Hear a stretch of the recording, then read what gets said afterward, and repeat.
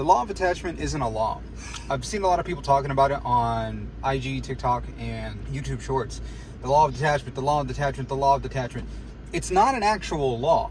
It's more of a rule of thumb. So let's say you're somebody who is trying to manifest your ideal person. You're trying to manifest money, and you've been watching these videos and hearing people talk about the law of detachment. What they're actually referring to is a set of rules that are supposed to go with the act of visualizing, because people haven't visualized properly. So to use visualization properly, there's a rule that was brought up because people just didn't stop doing this thing. If you are trying to visualize something, your job isn't actually to create a one-to-one printout of what happens inside of your imagination. And because people learn about law of attraction, Neville Goddard's, SATs, they learn about Joe Dispenza and all these other processes, they think that if I lay down, I close my eyes, and I imagine this thing, it's going to happen exactly like I imagine, exactly like that. That's not the case. The whole point of what you're imagining isn't to create that one-to-one match.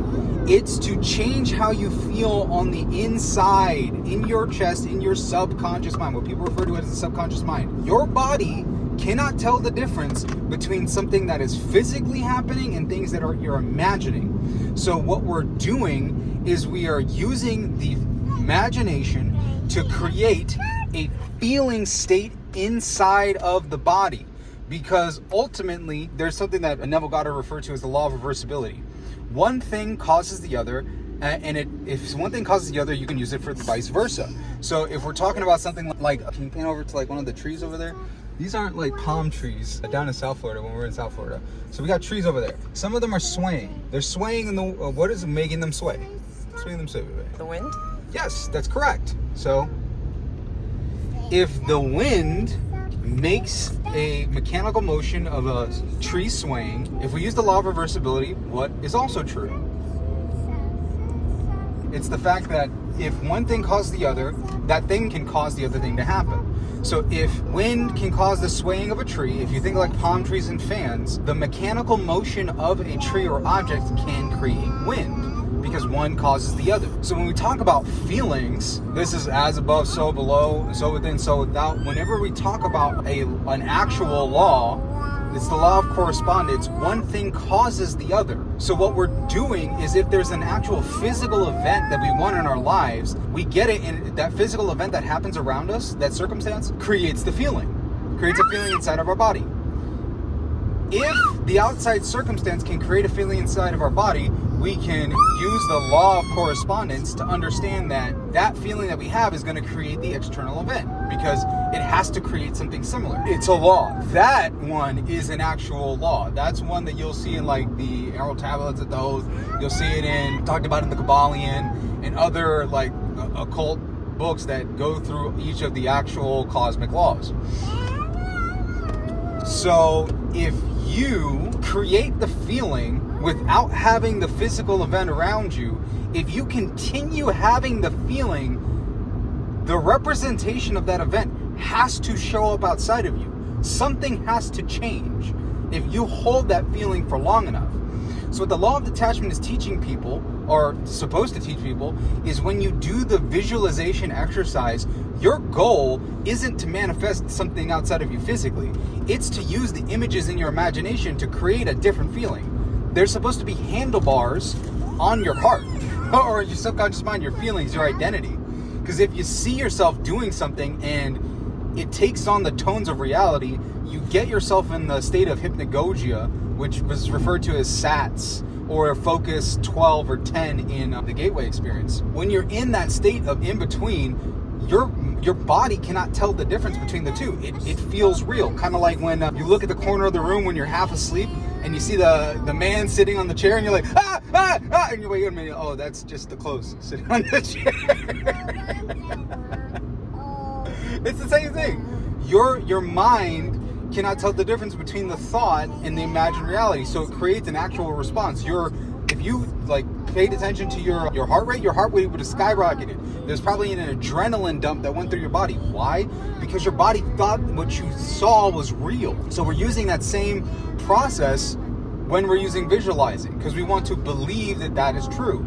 And by doing that again and again, and we get used to it, you're teaching your body how to feel what it would feel like if that thing was real. And by doing that, you understand the feeling and you create and shift into the identity where you are the person that has the thing that you want. You are the person in the relationship. You are the person with $1 million or $10,000, making $10,000 a month. You are the person with the wonderful, amazing body by imagining it. You move into that space. So that's what the law of detachment is supposed to teach. It's like you use the image to create the feeling, and then you let go of the image. This is something that I learned from Bashar. He talked about it in like as part of the formula for creation. Yeah. Can I have the address?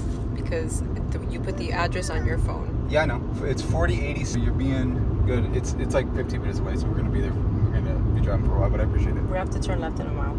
Okay. So, Sophia, clip it, please. Where was I? Clip it, mama. Clip it, my dear. Hey, Sophia, we're gonna have to stop if you don't clip it. You have to clip it so we could drive. Like, literally. We gotta clip it so we can for drive, mama. We wanna drive. You wanna drive? Oh, we gotta stop. I'm still recording. Do you want me to stop?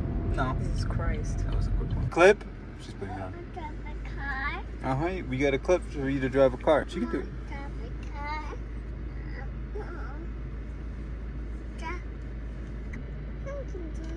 Yay! Thank you. Mobile home, factory, directs. Oh, I guess they do mobile homes here. Ain't that funny, baby? These sheets clipped off and we drove into a place that manufactures mobile. I think technically those are prefabricated homes. Mobile homes, prefabs. Okay, where were we? Oh, law of detachment. So back at it. I had to stop for a moment. Take care of it a little. So, the law of detachment. What happens is the whole point of having the imagined act is that you use it as a lever to change how you feel inside.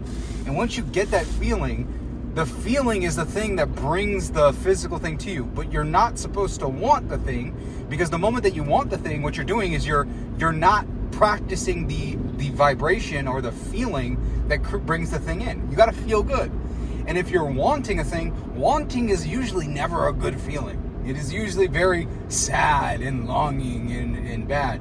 It's an important part of the process to recognize that something's not right, but you're supposed to go through the series of trials. Just like in the hero's journey, you're supposed to go through obstacles to get what you want. You're supposed to go through obstacles to get what you want and get what you desire. You got to hold on to the reason why you're doing it, which is the feeling of how you would feel by having the thing. And if you're able to confront obstacles and maintain that feeling, you're like, I already know it's done. The reason why you know it's done is because you got the feeling, which is the whole freaking reason you want the manifestation in the first place.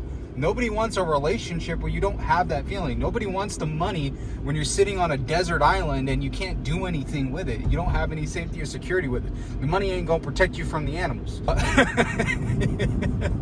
Oh man, and it's not gonna get you a house if you're in the middle of a desert island. You want the feeling of being able to spend and use it. You want the things that would be afforded to you by spending your money on it. Interesting. Okay. So that's the key for the law of detachment. It's not a law, it's a rule, because people have messed up the process of visualizing. They think hey, I see it in my head. I see it as a thing in the distance, so it's supposed to show up. No.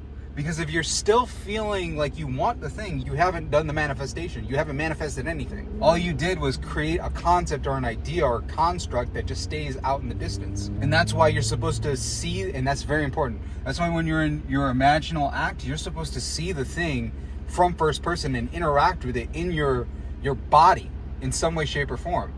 Because if you just see the concept in the distance, you now have made it possible for that image to show up in your life in a way that doesn't react with your physical body.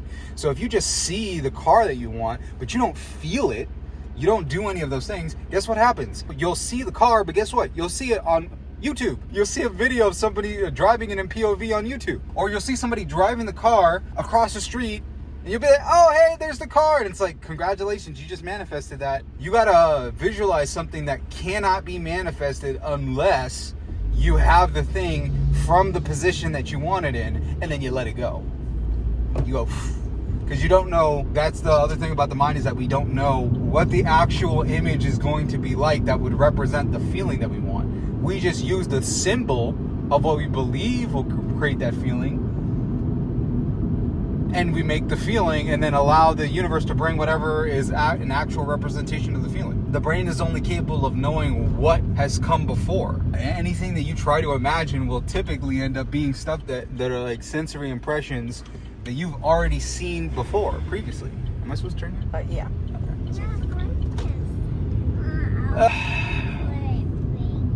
The playgrounds? Yeah, we're going to playgrounds, Mama. That's it.